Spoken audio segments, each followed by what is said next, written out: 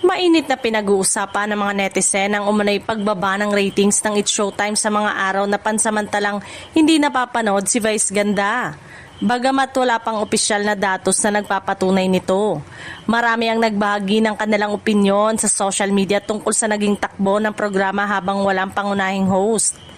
Ayon sa ilang netizen, kapansin-pansin umano ang malaking epekto ng pagkawala ni Vice Ganda sa enerhiya ng noontime show.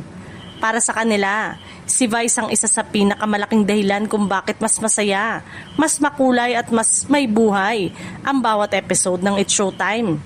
Marami rin ang nagsasabing mahusay ang iba pang mga host ng programa, ngunit aminado silang may kakaibang karisma at husay si Vice sa pagpapatawa at pakikipag-usap sa mga contestant at manonood.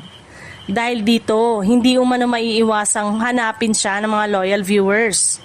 Samantala, may ilan ding tagahanga na nagsabing nananatiling maganda ang programa kahit wala si Vice Ganda.